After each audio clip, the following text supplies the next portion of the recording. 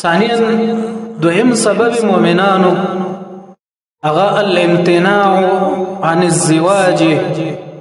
ډیر خلک نکاحونه نه کوي، ډیر پلارانی بچو ته نکاح نه کوي په معمولی بهانو سره چې هلکه تعلیم به پوره کړي او کسب به پیدا کړي او کار به پیدا کړي او دارنګې نوکري به پیدا کړي، نو د هغې نه وروسته به دې ته نکاح وکړو. ډېر پلاران دي چې خپلې لورګانې نه ورکوي او دارنګې د نکاح نه یې منع کوي.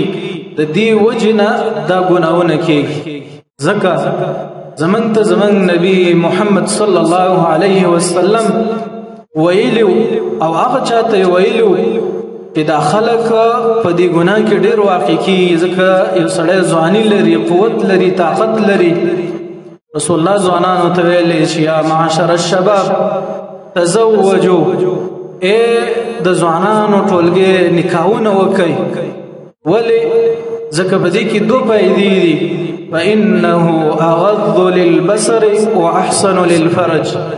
یو دا دی چې د انسان سترګې کنټرولوي او سترګو نظر یې کته کوي، او دویم دا دی چې دا احسن للفرج دی، د انسان د فرج حفاظت او ساتنه کوي. کله چې یو سړی ځوان دی او په طاقت کې دی او قوت کې دی او دا د خپل خواهش حلال ځای نه مندي، نو خپله چې دین هم پکې نشته، د حرامو پسې به ځي او د حرام پسې مزل کوي. بلکې هغه سړی به د سلفو او د صحابو او دیندارو خلکو بدش چې ځواني به وه او نکاح به یې نه کوله. عمر رضی الله تعالی عنه ته یو ځوان راغلی، ورته پوښتنې ته وکړه چې نکاح دې کړی؟ هغه ویلې نه. نو عمر رضی الله عنه ورته ویلې چې یا به ته طاقت نه لري او یا به ته فاجر انسان یې. ځکه د هر انسان کې الله خواهش اچولی دی، شهوت یې اچولی دی چې دې ته میلان کېږي.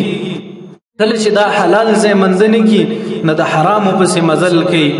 بلکې حتی په صحابو کې داسې خلک وو چې سپینګیري کمزوري خلک وو، ولیکن بیا به یې نکاحونه کول د دې یرې د وجې نه چې په دې فتنه او دې ګناه کې واقع نه شي.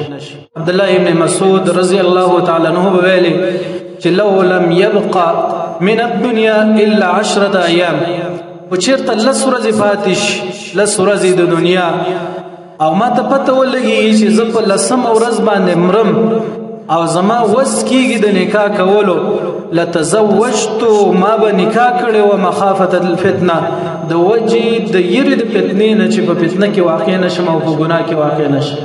عبدالله ابن مسعود وایي په ما ته مرګ راځي او ما ته پته وي چې زه 10 ورځې بعد مرم، نه ما به نکاح کړی وی. ولې؟ ځکه په دې 10 ورځو کې زه یېرېږم چې په دې ګناه کې واقع نشم. یو سړی چې ځوان وي کلونه په دې باندې تېرېږي، نو دا خپله الله رضت په دې کې خواهش اچولی دی. کله چې حلال ځای موندل نه کړي، نو د حرامو پسې سرایت ته او منډه وهي. د دې وجې نه محمد صلی الله علیه وسلم فرمایي وای من رزقه الله امرأة صالحه، وای چاته چې الله نه کامله ښځه ورکړي، الله د دې سره مدد وکړو په نمایي دین تکمیل باندې، د دې نمایي دین کامل شو او په نمایي دین کې د الله رب العزت نه ویریږي. ښځه د انسان دین کم تکمیلوي، ښځه چې د انسان خواهشات کنټرولوي، ښځه چې د انسان د الله د نافرمانی او د خلاف نه ساتي. کله چې حلاله ښځه وي، ښځه چې د انسان زړه کې طهارت او پاکي پیدا کوي چې کله حلاله وي. ولیکن کله چې د حرامو پسې یو سړی مزل وکړي، د انسان زړه خرابوي او بدن هم خرابوي، د الله سره هم تعلق خرابوي او دارنګې ګناهګار او مجرم انسان جوړېږي. نو مؤمنانو خپلو بچو ته ښځې وکړئ، خپلو لورګانو ته صالحه نیکعمله خاوندان وګورئ. دا ضروري نه ده چې زما او ستا لور پسې به یو څوک راځي او خطبه به کوي او 3 او 10 خطبې به کوي، موږ به یې ورکوو. دا غیر شرعي کار دی. بلکې شرعي دا ده چې کله لور پیغله شي، باید دی چې د هغې دپاره کف وګتلی شي او د هغې دپاره ښه سړی وګتلی شي. دا شرم نه دی، دا غار نه دی چې ته یو چا ته وایې چې زما لور ده او په نکاح باندې واله او ته مې خوښ یې او تا ته یې په نکاح باندې در کوم. دا دین دی، تقوا ده، د خپل اهل او د خپل لور عزت ساتل دی.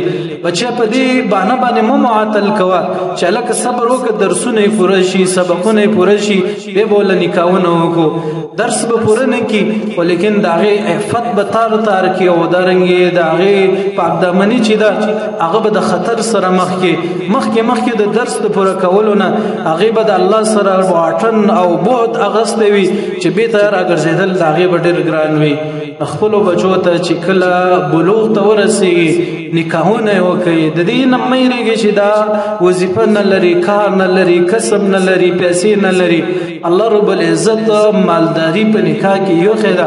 عبدالله بن مسعود او ابن عمر رضی الله عنه قرآن هم دا وایي چې الله رب العزت به داسې خلکو ته غنا او مالداري ورکوي. نو ډېر خلک خپل بچو ته نکاحونه نه کوي، خپلو لورګانو ته نکاحونه نه کوي، د دې وجې نه په دې معصیت او دې ګناه کې اخته شي. د بچي عفت د مؤمن پلار دپاره ډېر مهم دی. د هغې دپاره درس مهم نه دی، د هغې دپاره پیسې ګټل مهم نه دي.